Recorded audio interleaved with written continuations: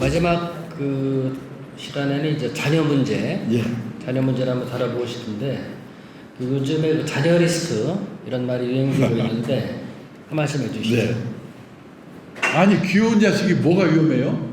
위험해요. 내가 몇 억 있더라도 아들이 사업해서 실패, 신용불량돼, 손 내밀어 우리나라 정서에서 안 도와주고 못 빼거든요. 그거 도와주고 쪽방에 살거든요. 우리나라는 다 큰 자식이 부모한테 얹어 사는 걸 뭐라고 그러죠? 캥거루. 우리나라의 캥거루가 얼마나 있는지 아시는 분? 얼마 전 신문을 보니까요. 우리나라 20세 이상 성인 중에 생활비를 지가 못 벌고 부모한테 의존하는 사람이 314만 명이래요. 그 중에도 30대, 40대만 65만 명. 근데 캥거루가 이 말 들으면 열받는데요. 왜? 캥거루는 짐승인데도요. 지 새끼를 신통하게 딱 1년 보호하고 쫓아버린대요. 사람은 끝이 없잖아요. 일본에서는 캥거루를 또 뭐라고 부르냐면 패러사이트 생글이라고 부르는데 번역하면 기생중적 독신이라는 뜻이래요. 일본의 35세에서 44세까지 10년 인구가요 1895만 명인데 그 중에서 결혼 안 하고 부모한테 얹혀 사는 기생중적 독신이 295만 명이랍니다. 부모가 돌아가시면 어떤 일이 생기냐? 직업 있는 친구는 그나마 괜찮은데 없는 친구들이 더 많거든요. 부모 사망 신고 안 오고 몰래 연금 다 먹거나 아니면 극빈자로 전락한다는 거예요. 영국에서는 키퍼스, 부모의 노후 자금을 갉아먹는 자녀들 몇 억 있어봤자 여기에 걸려버리면 아무 의미가 없다는 거예요. 조심하셔야 돼요. 그 세계에서 자녀 관련 비용 예. 가장 많이 쓰는 나라가 이제 우리나라 같은 느낌이 되는데 네. 통계적으로 설명을 해주시죠. 근데 지금 문제는 우리나라가 세계에서 자식한테 돈을 제일 퍼붓는 나라거든요. 얼마 전에 미국 CNN 방송국에서요. 미국의 투자은행이 조사한 걸 발표했는데 세계 주요국에 애들 0세에서 18세 고등학교 졸업할 때까지 양육비잖아요. 양육비. 그거를 GDP로 나눠봤더니요. 비율이 제일 높은 나라가 어디일까요? 한국. 2등이 중국. 3등이 이태리. 그렇게 돈을 퍼붓고 있는 거예요 지금. 그런데다가 결혼비용 집어넣어줘야 돼. 또 과외비 보통 문제가 아니에요. 이렇게 해서 그 자녀 관련 비용을 저 본인이 바닥에 쓰다 보면은 본인이 또 노후 준비를 했던 거 다 써가지고 노후 빈곤층으로 전락할 위험도 있어 보이는데 한 말씀 해주시죠. 그러니까요. 이렇게 돈을 자식한테 퍼붓는데 우리나라 좀 직장인의 평균 퇴직 연령이 얼마나 아십니까? 재작년에 잡코리아라는 취업 컨설팅 업체가 발표했는데요. 우리나라 40대 이상의 직장인이 체감하는 평균 퇴직 연령이 51.6세래요. 신의 직장 공기업도 55세, 중소기업 51세, 대기업이 49세랍니다. 그런데요, 51.6세에 퇴직하면요, 재취업을 해봤자 먼저 받던 월급의 절반 받으면 끝내주는 거예요. 재취업해가지고 연봉 2천만 원 받으면 끝내준다고요. 그 정도예요. 근데 그때 애들은 대학 졸업하고 결혼해야 되고 노무 요양비 들고 의료비 들고 그 돈 다 쓰다 보면은 60 넘어서 중산층에서 탈락한다는 거예요. 이게 지금 우리나라의 문제예요. 그런 걸 생활하고 돈을 지금 젊을 때 막 쓰는 게. 자녀들한테 돈을 쓰게 되면은 네. 자식들이 또 그 취업이 잘 돼야 되는데 그 취업이 또 안 되는 게 또 문제잖아요. 그렇죠. 네, 그거 설명해 주시죠. 지금 자녀들 취업 때문에 골치 아프잖아요. 재작년에 제가요 일본 가족 사회학자가 쓴 책을 읽었는데 제목이 뭐냐? 젊은이에게 냉혹한 사회. 취업 안 되니까 젊은이에게 냉혹하잖아요 지금. 우리나라 젊은 애들은 미치는 거죠. 근데 자녀를 과보호하는 부모, 이게 문제예요. 사회는 냉혹한데 애들은 씩씩하게 키우지 않고 과보호한 게 문제란 말이에요. 일본은 보세요. 작년 3월에 졸업한 애의 취업률이 96%. 일본은 지금 구인난이라고 그러거든요. 우리나라 대학생들이 일본으로 취직한다고 한다고 난리잖아요. 근데 보세요. 우리나라는 작년 2월 졸업자 취업률이 67%인데 여기에 군대 간 애들, 대학 간 애들 포함되어 있거든요. 빼버리면요 50%대로 떨어질 거예요. 둘 중에 하나가 취직이 안 되는데 밥 좀 먹고 옷 좀 잘 입는 게 뭐가 중요합니까? 본인들 입장에서는 미치는 거지요. 이게 현실이에요. 선생님도 젊은 시절에 또 저 기업체 사장이나 회장도 하셨었는데 네. 그 기업체에서 인재를 뽑는 기준 네. 이게 이제 과거와는 좀 많이 패러다임이 바뀐 것 같은데 네. 우리도 한 말씀 해주시죠. 네. 근데요, 어렵게라도 취업률 50%밖에 안 되지만 취직만 하면 만수무강인가? 아니에요. 여기 경희대학교 신동균 교수가 발표한 건데 남자가 주 직장에서 45세까지 근무할 확률 60대도 아닙니다. 50년 이전 출생자는 7, 80%였고 58년 개띠는 40%였는데 60년 이후 출생자는 20%대예요.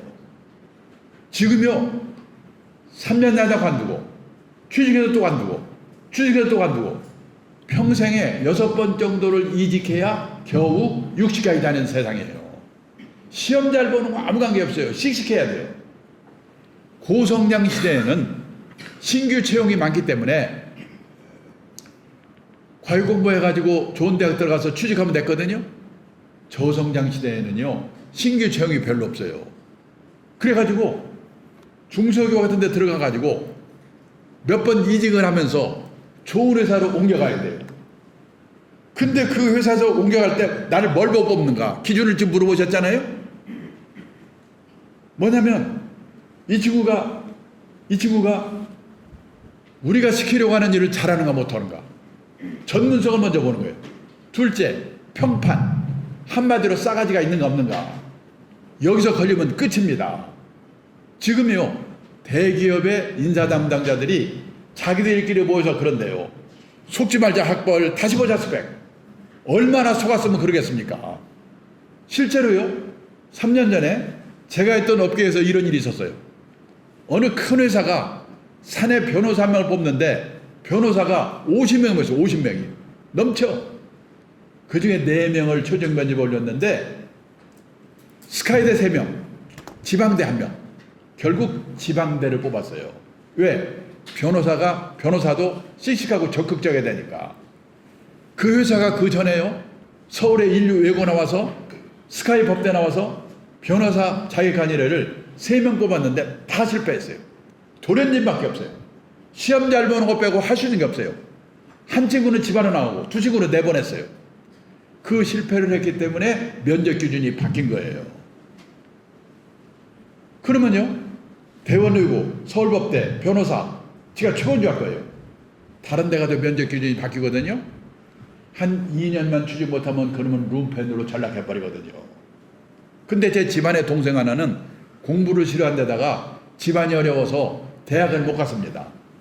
건설 공사 현장에서 30년 일을 했는데 물 새는 거 막는 거 방수의 전문가가 됐어요.